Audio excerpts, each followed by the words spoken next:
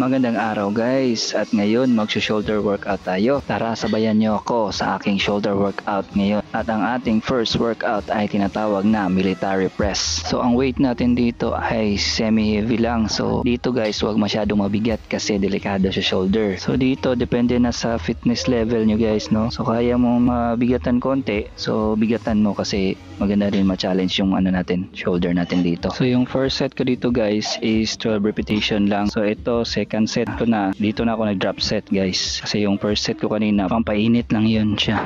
Kaya hindi ako dumiretso sa mabigat dito kasi matagal-tagal din ako nakapahinga sa shoulder. So ngayon, binalikan ko yung shoulder ko para di na siya mapag-iwanan. At dito sa second set ko is dito na ako nag-drop set. So move tayo sa medyo lighter na weight. Ayan, then pigain na natin. Until failure na yan siya guys. Pansin nyo guys, hindi ko tinodo yung yung kamay ko. Ito yung tinatawag na half repetition. Minsan kasi sa half rep is mas effective siya sa ibang exercise. Diyan mo mapifeel yung ngalay at diyan nag-effect yung pagpunit ng muscle tissue natin. Meaning pala ng half repetition guys is half motion lang yung ginagawa mo, hindi mo ginagawang full range yung motion. Ito ay effective din sa mga bench press, yung sa mga chest exercise. So ito last rep na sa ating military press. So fast forward ko na dito guys. May nagtanong sa akin guys, bakit ako hindi lumalaki? Ang sagot ko naman is hindi naman talaga yung main yung goal ko. Yung main yung goal ko is maging healthy. Lumuwag lang yung mga kaugatan natin para iwas sa mga high blood kasi uso na yun sa amin dito sa workplace ko. Mas mabuti nang ma-prevent natin kaysa doon pa tayo gagawa ng action kapag wala na,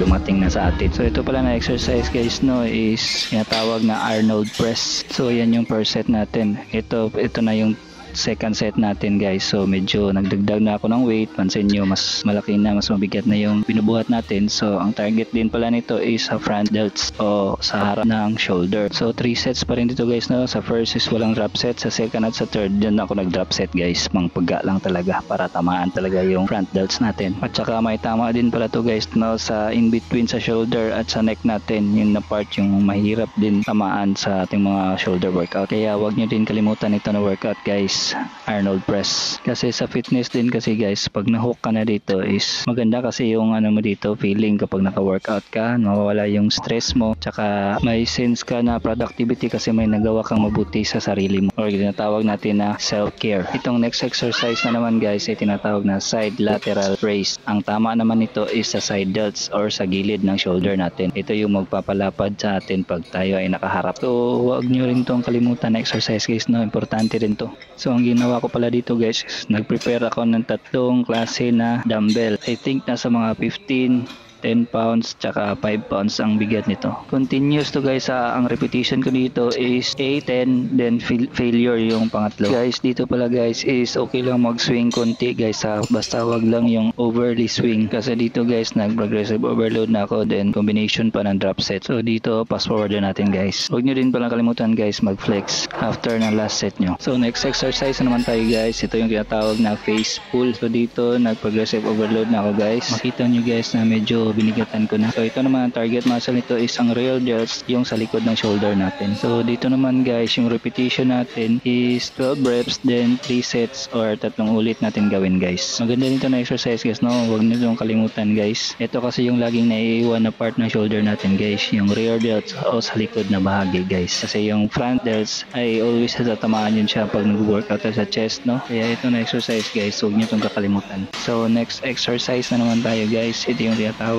na bend over rear delt row. Naka-angle ito guys is for around 45 degrees, then naka semi-open palm para yung strength natin hindi nagagaling sa forearm, sa rear delt talaga ang pwersa nito. Mas okay guys kung hindi masyadong mabigat para hindi tayo magsiswing. Itong next exercise na naman guys, ito na tawag na overhead press. Ang target muscle pala nito guys is yung front delts or yung front sa shoulder natin, at saka yung sa gitna ng shoulder at saka yung leeg natin guys, yung may dyan, matatamaan din yan siya yan na part. Isa to sa pinaka-underrated pero pinaka-magandang workout sa shoulder natin. So dito guys, 3 sets pa rin, then 12 repetition. So yung bigat nito is depende na sa fitness level niyo guys. The more kaya nyo mag-progressive overload, mas maganda siya. So ayan, tapos na tayo guys. So pump na lang tayo. So may pasayaw pa si Elias JTV dyan guys. So may gusto pala kayong itanong guys or gustong i-vlog, comment sa baba.